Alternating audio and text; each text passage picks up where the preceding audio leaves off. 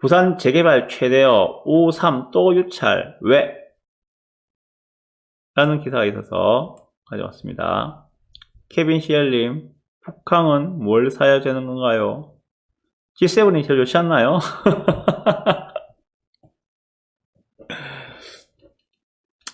거기에 지금 북한 재개발 지역, 북한 재개발에 가장 수혜를 볼 수 있는 입지들, 제가 몇 번 말씀드리지 않습니까? 처음 말씀드린 거 아니잖아요. 저마다 뭐 북한 재개발에 배후 주거지다라고 영도부터 시작해가지고, 뭐 동구, 중구엔 아파트가 없으니까 빼고, 영도구, 동구, 그러고 범일동 저쪽, 그죠? 범일동하고 뭐 좌천동하고 이쪽 다 이야기하고 있는데, 한 3주 좀 전인가 이거 가지고 한번 이야기 했었잖아요. 그죠? 55 보급창 주변으로 해가지고 전 거기가 제일 혜택을 많이 볼 것 같다고. 그럼 어딥니까? 좌천 범일 통합 2구역, 3구역 이쪽이 되겠죠. 저는 그쪽이 제일 좋다고 생각합니다. 그건 제 개인적 의견이니까 다른 의견은 뭐 주시면 제가 뭐 충분히 저도 접근하겠습니다만 제 의견은 그렇습니다. 55 보급창 주변 거기가 2030 월드 엑스포 부지 아닙니까? 바로 그쪽으로 해서 어마어마하게 변화의 천지개벽할 수 있는 입지가 좀 그쪽인 것 같다는 생각이 들어서 그런 말씀드렸습니다. 네, 매축지죠. 참고로 저 그쪽에 물건 없습니다. 저 물건 없습니다. 혹시 니 먼저 사놓고, 가비리 니 먼저 사놓고 띄우는 거 아니야? 이렇게 오해하지 마시고, 저는 그쪽 물건 없습니다. 자, 부산 재개발 최대 우동 3구역이 또 유찰되었다고 합니다. 아이고, 참, 큰일입니다. 보시죠. 저번에 유찰됐다고 말씀드렸잖아요, 그죠? 아무도 입찰 안 했대. 근데 이번에 이제 제 입찰 공고를 냈는데, 이번에 또 아무도 안 들어왔는가 봐요. 참. 한 차례 시공사 입찰이 유찰됐던 부산 해운대구 우동 3구역 재개발 사업이 2차 입찰도 건설사 미참여로 유찰됐다. 업계에서는 부산의 재개발 최대어로 꼽히는 우동 3구역에서 두 차례나 건설사가 참여 의사를 밝히지 않아 이례적이라는 평이 나온다. 이번에도 한 곳도 입찰을 안 했다고 합니다. 큰일입니다. 이에 따라 우동 3구역은 이날 3차 입찰 공고를 내고 이달 말 현장 설명회를 거쳐 내달 12일, 6월 12일 3차 입찰을 연다. 조합 측은 3차 입찰도 유찰될 경우 관련 절차에 따라 수의 계약 절차를 진행할 계획이다 라고 하고 있는데, 여기가 지금 현대건설이 침발라는 밑에 나옵니다. 보시면은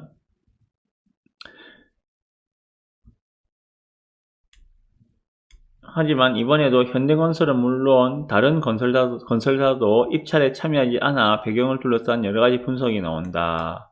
일각에서는 최근 건설자재 가격 폭등하자 건설사가 사업성 재고에 나선 것이 아니냐는 추측이 나온다. 전 여기 한 표. 입찰 참여가 유료한 것으로 알려졌던 현대건설은 최근 사업비 증가를 이유로 국내 최대 정비사업인 둔촌주공 재건축 공사를 중단한 바 있다. 이거 아시죠? 지금 둔촌주공 저기 어딥니까? 서울에 둔촌주공 아파트 재건축하고 있는 거, 거기에 지금 완전 수업돼 가지고 난리가 났어요. 난리가 났어. 타워 크레인에다 철수한다고 하고 있던데 보니까 거기에 현대건설이 재건축 공사를 중단시킨 바가 있다고 합니다. 조합원 이익을 극대화하기 위해 조합 측이 무리한 요구를 했다는 주장도 제기됐다. 조합 측이 시공 해지한 대우건설과 현대산업개발의 예전 수준의 시공 단가를 제시하면서 하이엔드 시설을 요구해서 시공사가 참여하지 않았다는 것이다 라고 하고 있는데, 조합에서는 말도 안 소리다 이렇게 이야기하고 있고요. 그렇습니다.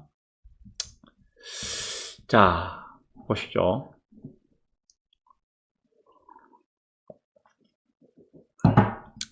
적정 이윤이 확보되지 않으면 건설사가 참여하지 않겠죠. 그거는 자본주의 논리 아닙니까? 그죠? 돈이 안 되는데, 제 아무리 랜드마크니 뭐니 입지가 좋니 해도 돈이 안 되는데 하려 하겠습니까?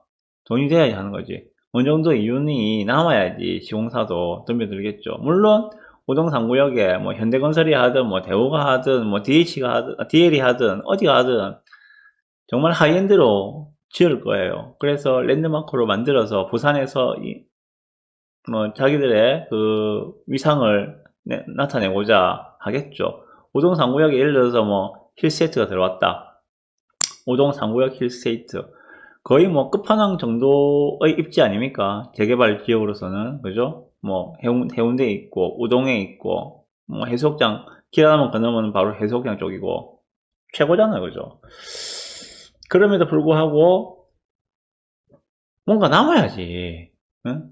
뭐 자선사고 하는 게 아니잖아요, 그죠? 돈이 돼야지 들어오는 거지. 돈이 안 되면은 안 들어온다. 이번에 둔촌주공 사태에서 보듯이 조합에서 좀 무리하게 요구를 하면은 시공사는 뭐 시공 중단 이런 식으로 뭐 대응을 하더라. 마찬가지 여기에도 조합에서 좀 까다로운 요구를 시공비는 적게 해주고 퀄리티는 이만큼 요구한다면은 거기에는 맞춰줄 수 있는 시공사는 극히 제한적이다. 없을 수도 있다. 뭐 그런 식으로 좀 해석을 해야 될 것 같고요. 자, 이거를 결론적으로 해석을 하면 그렇습니다. 이것의 해석은 다르게 해석하시면은 분양가 상한제 철폐와 규제 철폐와 같이 맞물려서 어마어마한 분양가가 나올 것 같다 라고 보시면 될 것 같아요. 이래 되면은 조합에서는 시공사에 대해서 좋다 그러면은 좀 올려줄게 그러면은 전체 시공비를 올려줄 테니까는 이거 하이엔드로 지어줘 이래 되겠죠. 그러면은 당연히 조합원 분양가가 올라가겠죠. 조합원 분양가 올라가면 당연히 일반 분양은 더 올라가야 되겠죠. 그래야지 조합도 비례율이 남아서 조합원들에게 사업성이 있다고 이야기를 할 수가 있으니까. 조합원은 단순합니다. 단순한 게임이거든요. 조합원들은 내가 나중에 비율이 높아가지고, 그죠? 내 돈을, 추가 분담금을 적게 내는 걸 좋아합니다. 그죠? 당장에 그런 사람이 많아요. 투자자로 들어가는 것과 실제로 그 지역에서 재개발 아파트에 입주하는 원주민의 입장은 좀 다르거든요. 투자자는 하이엔드로 해가지고, 나중에 뭐, 분명히 그게 나중에는 시세 차익이 더 클 수 있으니까, 그래, 뭐, 당장에 추가 분담이 더 크다 하더라도 하이엔드로 가야 돼. 이렇게 말씀하시겠지만은, 실제로 거기에 거주하시는 원주민 같은 경우에는, 난 추가 분담금 낼 돈이 없어. 난 추가 분담금 최대한 작은 게 좋아.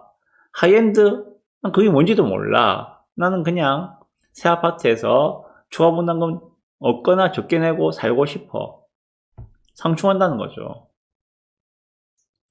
우짜등동 조합에서는 추가 분담금을 적게 하기 위해서 비례율을 높이기 위해서 일반 분양가를 엄청 높일 것이다. 조합원 분양가도 덩달아 올라가겠지만 일반 분양가는 훨씬 더 올라갈 것이다. 그렇게 해석하시면 정확할 것 같습니다. 제 생각에는. 네.